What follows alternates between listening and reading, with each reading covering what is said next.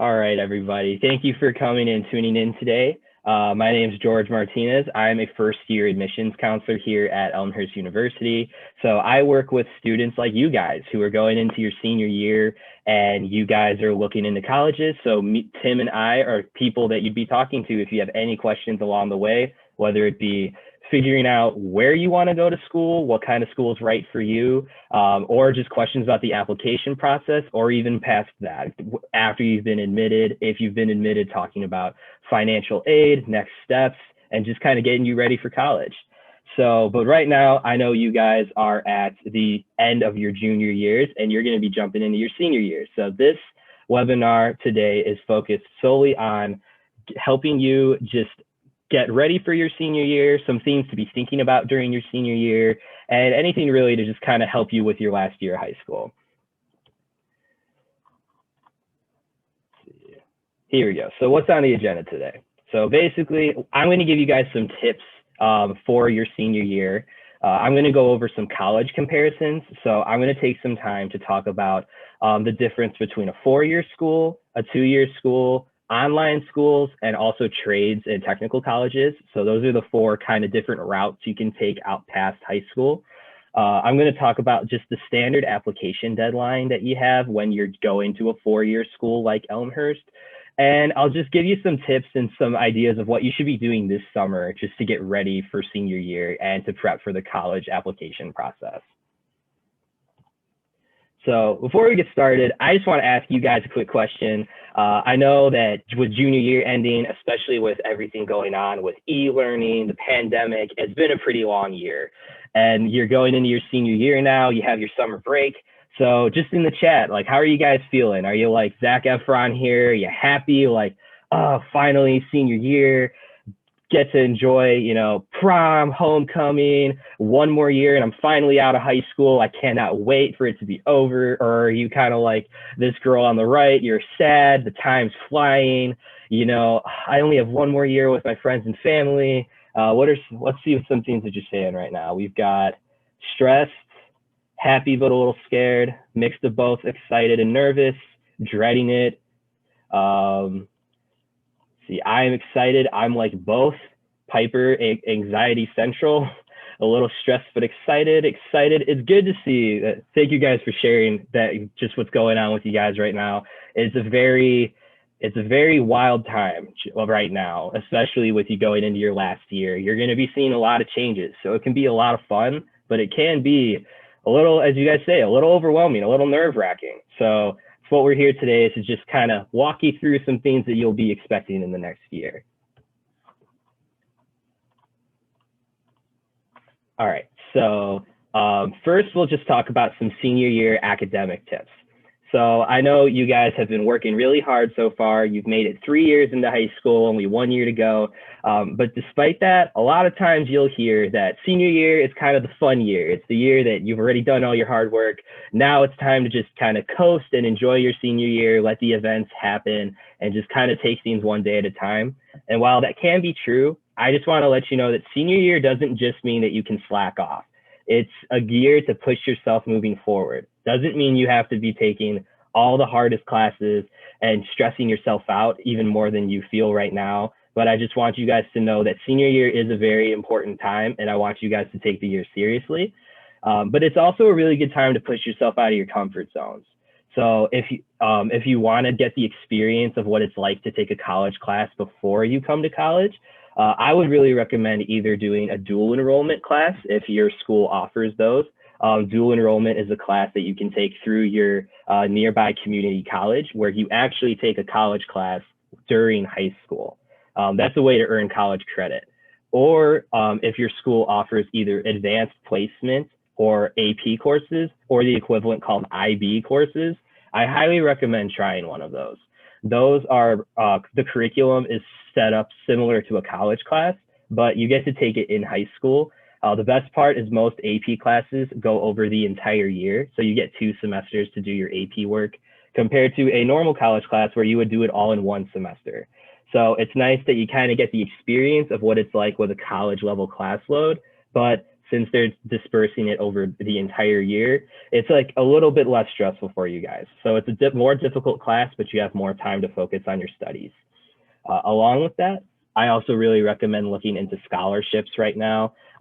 Even though you aren't doing your applications yet, it's never too early to start looking for some scholarships and help finance your education moving forward. And along with that, with your applications, now is a really good time to reflect on the past couple years of your high school experience and think about some teachers that have really made an impact on you, or a teacher that you really liked, or a teacher that you did very well in their class. They could be really good references for letters of recommendation. A lot of applications either have optional or required letters of recommendation. So taking the time right now to start thinking about your list of, oh, you know, my English teacher my sophomore year really was a good teacher, or I did really good in my Spanish class this year. I think my teacher could write me a good recommendation. This would be something to think about right now. And also, I really recommend going to meet with your school counselor or your guidance counselor. While they are very known for just kind of helping you pick your classes in high school, and they're there for you for your social emotional needs, they're also there to help you with your college search. They're there to help you figure out what you want to do, potentially help you pick out a major that you're interested in, or even kind of help you find colleges that might suit your needs. So they're a really good resource for you moving forward. Let's see. All right, and now some non-academic senior year tips. These are actually some tips that I got from current freshmen in college right now, or first years in college. So some things that they told me was that they really recommend that you stay involved your senior year, because a lot of people, as I said, senior year, they kind of want to coast, they're kind of over high school, or they're just really focused on the future now and they really want to prep for the future. But it never hurts to still stay involved, do some extracurriculars at your high school, because this is the last year that you're going to be in high school. So just taking some time to hang out with your friends or your family, just make some lifelong memories. It's really something that you'll never forget. And another tip they gave was, if you haven't had a part-time job before, senior year is the perfect time to do it, because it gives you the time, gives you the experience that you can put on your resume. It also gives you just some extra pocket money and teaches you how to do some time management. So making money, learning how to work a job and balance school, it's just a really good experience for you. And my own tip that I really want to throw in is just don't forget about self-care, especially right now with the state of the world we're in. It can be pretty hard to unplug from the world and kind of get out of your own mind, or be too focused on your studies. So just make sure that you're getting enough sleep, and make sure that you disconnect from the computer and from the virtual world a bit, because it can make us feel a little more grounded when we have other things to think about besides when the next test is due, or, only being on the computer. Getting some fresh air, hanging out with some friends and doing some quality time can really feel good, make you feel a lot better with everything going on. All right, so let's see. There we go. So now I'm going to transition into talking about the different types of programs that you can see run into while you're doing your applications and looking through your college search. So the most popular one you're going to see are our standard undergraduate programs. They are your programs where you're not going to get an associate's degree. You're going to be going straight for your bachelor's. So these are 4-year colleges where after 4 years, you would be earning a bachelor's degree in the major of your choice. There are several different types of 4-year schools, but the two main ones you're going to run into are public schools and private schools. So public schools are also most commonly called state schools. They normally do have a lower cost on average, and they also have a difference in their tuition price a lot of times for if you're in state or out of state. So some schools that you'll see with this are ones like U of I, like University of Illinois, or Illinois State University. And then there's also private schools. So private schools, they on average have a higher tuition cost, but at that same time, they also have a higher chance for scholarship eligibility. So they'll offer more scholarships too. So at the end of the day, it doesn't really look like there's too much of a difference in your tuition. And schools like that include us, like Elmhurst University, but some other ones in the area would include DePaul University and Carthage College up in Wisconsin. So this next slide here just kind of shows you a breakdown of how it looks for a public college compared to a private college for tuition. So these were found screenshots off the main websites. You can find this on our Elmhurst website and this on the U of I Urbana-Champaign website. But I just want to show you that if you're an Illinois resident like me and you wanted to go to U of I, for tuition and fees, and if you're going to live on campus and everything, they're estimating that your tuition for the year would be about $33,000, including room and board, 33 to 38. But if you were a resident of any other state or an international student, that 33 to 38 jumps to 50,000 to almost 56,000 just because of what state you live in. So it's not uncommon to see prices this different. So if you're someone who doesn't live in Illinois and is looking into a state school, looking at your state can honestly give you some scholarship differences or tuition differences. But if you're looking at private schools like Elmhurst University, as you can see, we don't really care whether you're from Illinois, if you're from the United States, or if you're international. All students pretty much pay the same tuition. Our tuition price listed here is $39,000, and then we include room and board. So out of pocket without any scholarships, it's on par with about the same price you would be paying if you were an out-of-state student. But of course, we offer scholarships and we try to help bring the cost of that down for all of our students. So now moving forward, past the standard four-year colleges, there's online programs. And these have been becoming really popular now, especially in the past 10 years. You've probably seen commercials for them on TV, especially Southern New Hampshire University, University of Phoenix, Colorado Tech University. These are schools where you do all of your classes completely online and you never meet in an actual classroom. So they can either be asynchronously taught or they can be over like a Zoom or a Blackboard Collaborate style. And the biggest catch or not catch, but the biggest sell for these online schools is that you can earn your degree at an expedited speed. So some schools, you can earn a four-year degree in as little as 32 months I've seen. So it can be really cool that you can earn your degree in 2.5 to 3 years when other schools can do 4 years. But some things that you really need to look out for is you need to make sure the accreditation of the school is in good standing and that your degree is legit, because you're always running the risk of, if you're looking into a school and they don't have the correct accreditations you need, when you graduate with your degree, you might not be able to use it. So make sure that the school that you're going through is accredited in your state, and we'll make sure that your degree is 100% official. And another thing is that because these classes are fully online and are pretty much set to work around your schedule, you need to have a high amount of self-discipline, because you're not going to be meeting for class and there's not going to be a professor reminding you constantly to turn in your work. It's going to be all on you to make sure that you're getting all your work done on the same due date, on your correct due dates. So that's the biggest difference between a standard four-year school and an online four-year school. But if you're not thinking about jumping straight into a four-year school, community colleges are also a really good option. So community or junior colleges are where you're going to go to get a 2-year degree or an associate's degree. These are very economical, as that the tuition is usually significantly cheaper at your community colleges, and they also offer credits that are very transferable to other four-year schools. So the ones I have listed right here are Harper College, College of DuPage, and Moraine Valley College if you live in our local area. We work with schools like them to make sure that we can get students as soon as they graduate with their 2-year degree and have figured out what they want to do, and they want to pursue their 4-year degree now and get their bachelor's. So we try to make it a smooth transition process for these students. Community colleges are really good for students who are undecided or for students who want to stay close to home, because since these schools kind of feel, in the words of one of the freshmen that I talked to, they say it feels like high school 2.0, and that you are not really getting the exact college experience. You're going more to take general classes and making sure that you're earning your general associate's degree and figuring out what your next step in life is.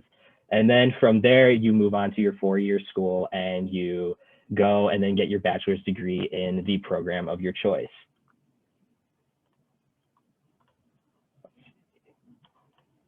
All right, and along with that, we have trade and technical colleges. So, and compared to community college or standard 4-year schools, these are schools where you're not going to get an associate's degree or a bachelor's degree. You're going to get prepared for an in-demand trade job. So these are jobs like electricians, plumbers, mechanics, going into carpentry or welding, refrigeration, HVAC. So there's a lot of things that you can do that are in-demand trade jobs.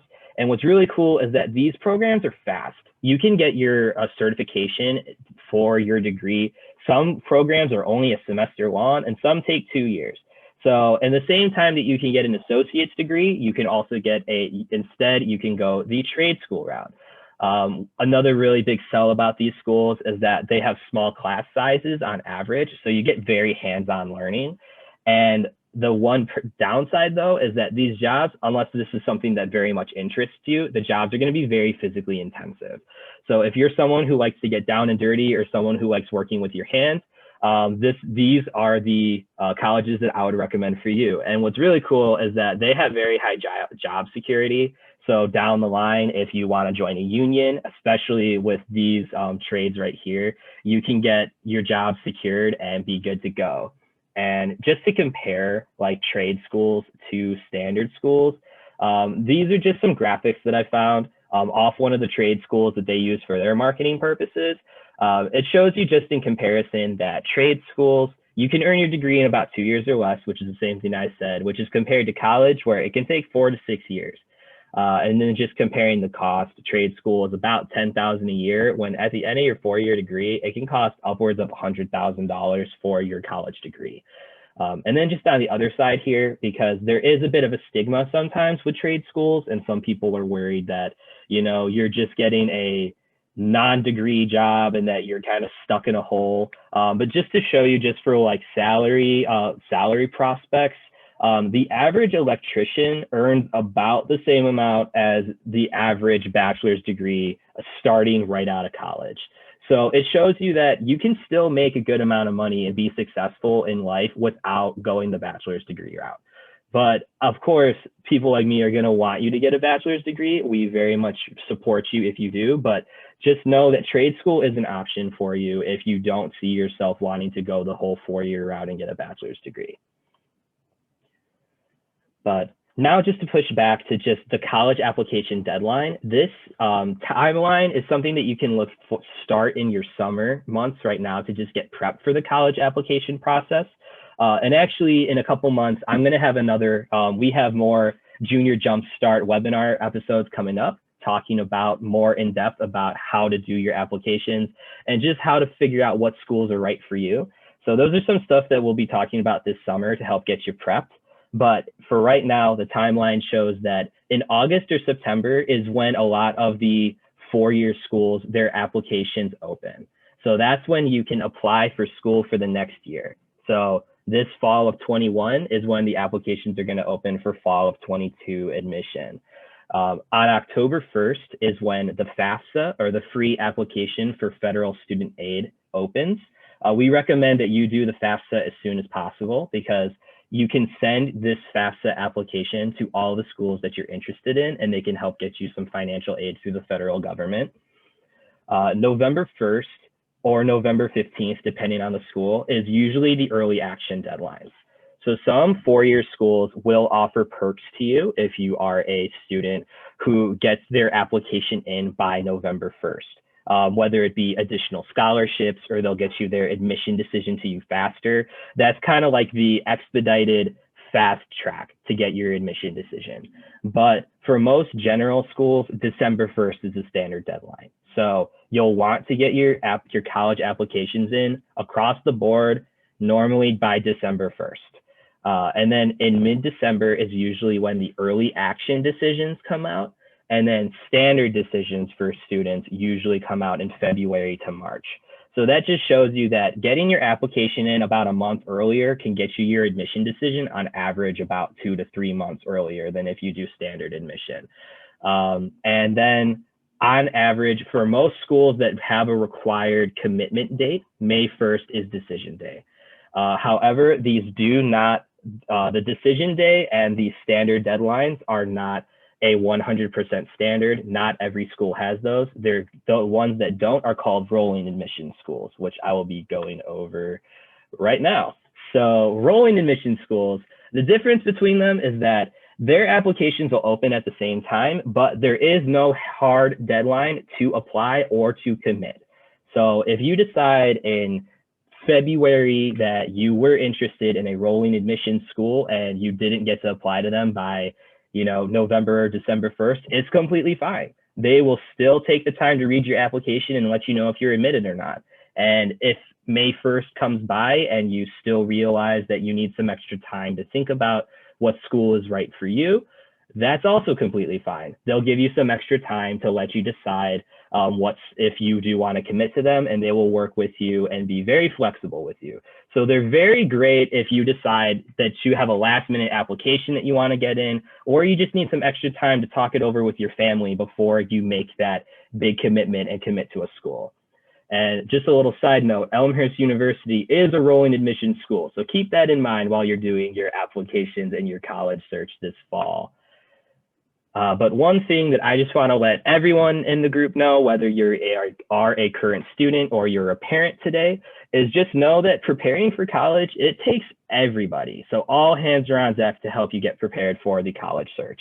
The application may be done by the student, but it does take everybody in the household to help make this a successful event. So we'll need the parents to help out with the FAFSA.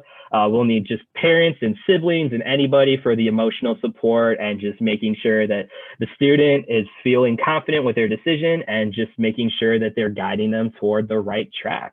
So no matter what, this is going to be a team effort with you, your family, your school counselor, and your admissions counselors at the colleges that you decide to apply to.